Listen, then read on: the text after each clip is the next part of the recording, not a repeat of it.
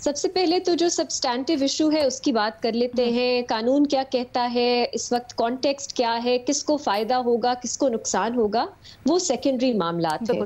जब नई कोई कानून साजी होती है, आपने देखना है वो ऑब्जेक्टिव, वो अचीव क्या कर रही है, वो क्या चेंज ला रही है आपके जो करंट सिस्टम है उसमें।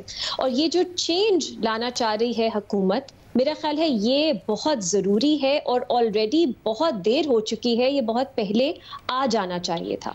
अब उसकी टेक्निकलिटीज़ क्या है, क्या वो कॉन्स्टिट्यूशनल अमेंडमेंट के थ्रू आना चाहिए था, सुप्रीम कोर्ट की अपनी जो उनके प्रोसीजर्स हैं उसके थ्रू आना चाहिए था, एक एक्ट ऑफ पार्लियामेंट स्टैट्यूट के जरिए आना चाहिए था, ये बात की बातें हैं। और ये क्यों मैं इसको एम्फसाइज करना चाहती हूँ कि सुप्रीम कोर्ट की जो ओरिजिनल जुरिस्डिक्शन है, जिसको हम कहते हैं 184(3) की फंडामेंटल राइट्स जुरिस्डिक्शन, वो Aahista Aahista with time supreme court ने बहुत ब्रॉडन कर दिया है उसका एम्बिट। उसमें अब ऐसे ऐसे केसेस सुने जाते हैं जो शुरू में जब ये आइन में इंट्रोड्यूस हुई थी तब नहीं सुने जाते थे। सबसे ज्यादा अहमियत जो अब उन केसेस की है वो है ये डिस्क्वालिफिकेशन के केसेस। ये मैं क्यों कह रही हूँ, क्योंकि जो एक आम केस चलता है वो ट्रायल कोर्ट में जाता है, फिर आपके पास अपील की अपॉर्चुनिटी होती है हाई कोर्ट में, फिर आप सुप्रीम कोर्ट जा सकते हैं, फिर फाइनलिटी इन सब आपके पास फोरम्स के पास जाके फिर फाइनलिटी आती है। सुप्रीम कोर्ट की ओरिजिनल ज्यूरिस्डिक्शन ऐसी है कि वो कोर्ट ऑफ फर्स्ट इंस्टेंस बन जाती है और जो फैसला आता है उसका रिव्यू जो है आइन में दिया गया है कि सुप्रीम कोर्ट रिव्यू कर सकती है, लेकिन सुप्रीम कोर्ट ने अपने रूल्स में रिव्यू की जो डेफिनेशन है उसको बहुत महदूद रखा है कि वही बेंच सुनेगा और error apparent on the face, मतलब बहुत ही ऑब्वियस अगर कोई गलती होगी सिर्फ वो रिव्यू हो सकेगी। अब फेयर ट्रायल जो पूरी दुनिया भर में जो तसव्वुर जिसको समझा जाता है, उसमें अपील एक फंडामेंटल चीज है एक फेयर ट्रायल की, क्योंकि आपके पास कुछ गुंजाइश, कुछ फोरम होना चाहिए जो एक बार फिर उन्हीं फैक्ट्स को देके उन पे कानून अप्लाई करके अपना फैसला दे सके। चाहे वो नवाज शरीफ साहब हो, चाहे वो जहांगीर तरीन साहब हो, चाहे वो कोई और भी हो अलीना, ये सिर्फ पॉलिटिकल केसेस 184(3) के तहत नहीं सुने जाते। आप सोचते हैं वो जो रिको डिक केस था, उसके बाद अगर आपके पास अपॉर्चुनिटी होती, पब्लिक इंटरेस्ट का कोई भी, सुप्रीम कोर्ट अपनी ओरिजिनल जुरिस्डिक्शन में फैसला करती है, उसके बाद आपके पास कोई फोरम ही नहीं है अग्रीव्ड पार्टी के पास कि वो जाके अपनी अपील जो है वो कर सके। और अक्सर ऐसे लोग जो हैं वो विक्टिम बन जाते हैं सुप्रीम कोर्ट के फैसलों के ओरिजिनल जुरिस्डिक्शन में, जो पार्टीज ही नहीं होते। तो इसलिए कानून साजी से चेंज किया जा सकता था या इसके लिए आपको लगता है आईनी अमेंडमेंट की जरूरत थी?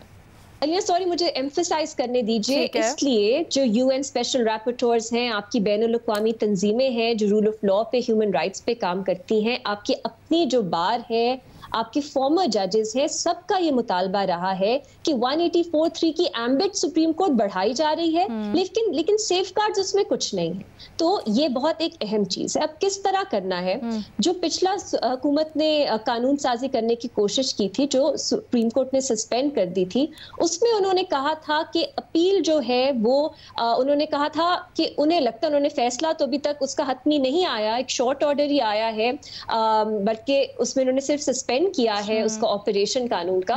उसमें उन्होंने कहा है कि ऐसा लगता है कि आईनी तरमीम के बगैर ये नहीं हो सकता। तो अब हुकूमत ने एक मुख्तलिफ तरीकाकार अपनाया है, उन्होंने रिव्यू की जो डेफिनेशन है उसी को एक्सपैंड कर दिया है।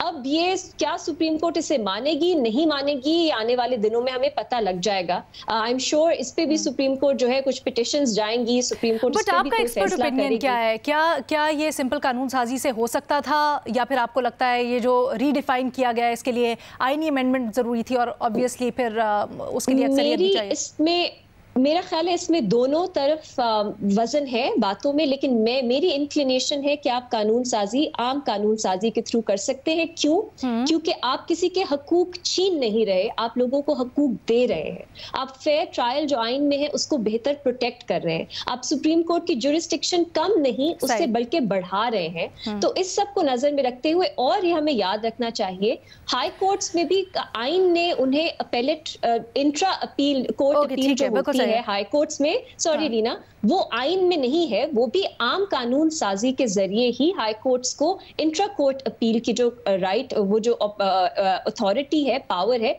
वो दी गई है। तो इसको नजर में रखते हुए मेरा ख्याल है पॉसिबल है कि आप एक आम कानून साजी के जरिए, पहला वाला जो तरीका था वो बेहतर है, रिव्यू की डेफिनेशन को तब्दील करके अपील बनाना, ये मुझे कुछ खास समझ में नहीं आता, लेकिन देखते हैं अब सुप्रीम कोर्ट इसको कैसे देखती है।